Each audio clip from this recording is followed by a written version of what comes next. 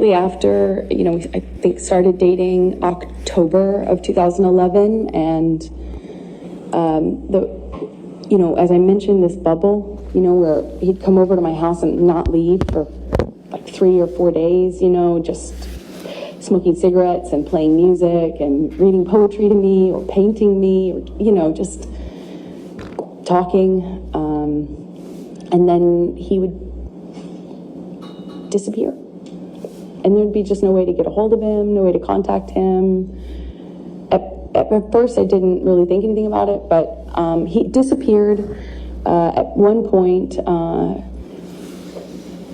and then came back and said he was dealing with some health issue, and would I join him in the Bahamas?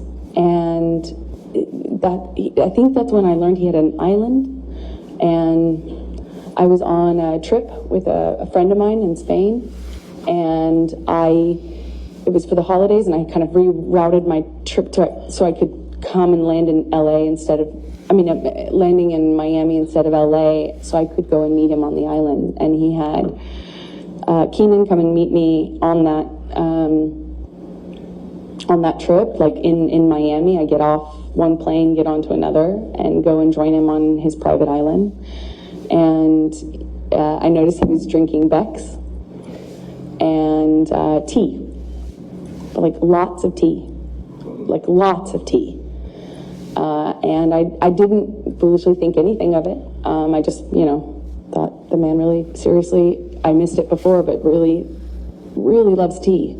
And we had this beautiful, less than a week probably, trip in the Bahamas, a private island, beautiful sandy beaches. It's a scene that you just I had never experienced anything like that.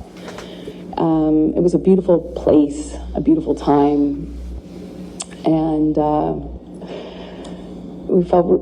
I fell head over heels in love with this man.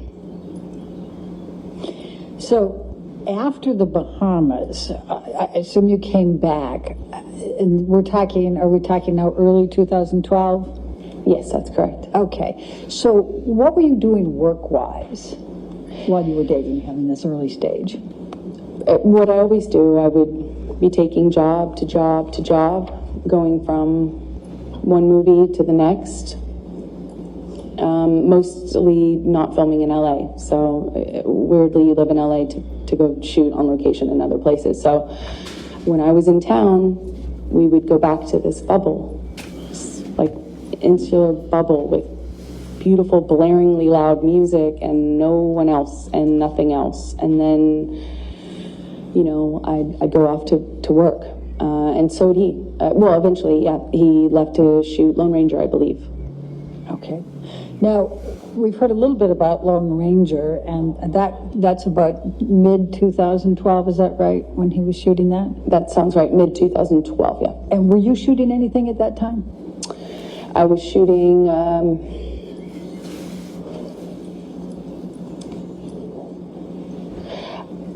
Machete Kills? I believe I was shooting Machete Kills in Austin. I had a small part in a Robert Rodriguez film that shot in Austin.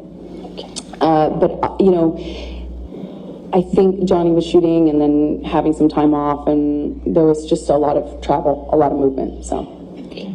And so what, if any, visiting did you do with Johnny while he was on his set for Lone Ranger, and where was he?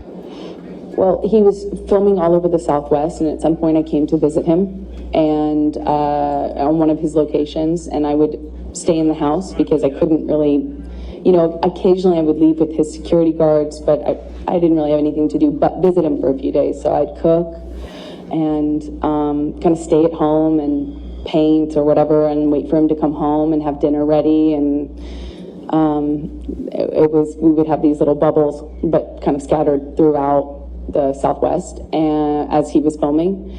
And at the time, Johnny had, when I first arrived at one of these locations, it was the first time that Johnny told me that he had a health issue, something with his liver, and that he wasn't, that's why he was not drinking.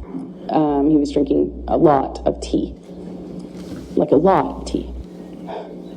Okay. And so we've heard a little testimony about boots. What, if anything, did you do to help Johnny with his boots? Well, I mean, I suppose that I took off his boots, and it made an impression on him, and I was happy to, you know, anything I can do to show love, certainly how I felt about him. But if he wanted to take off his own boots, he certainly could. Did you buy Mr. Depp any knives during that time period? Objection leading. Sustained. What if anything did you do with respect to knives during the time period you were with him in the Lone Ranger? Objection leading. What if anything? Overruled. Johnny had a thing for turquoise, and that eventually, you know, being in the Southwest, it can happen really quickly. I also too really love turquoise, and he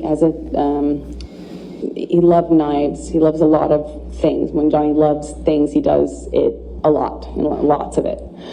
So he had these daggers that he had given me that they were beautiful in design, and they're, you know, long, curved daggers. And he just talked a lot about knives, had a knife and gun collection, and was quite proud of it. And at some point, I don't really remember exactly when it was, but at some point I picked up what I thought was a really beautiful turquoise handled knife. And I had it engraved with a saying that Johnny would say to me all the time, which I, you know, thought was romantic, as funny as that is to say now. And what was the expression, the saying? Until death, hasta la muerte in Spanish.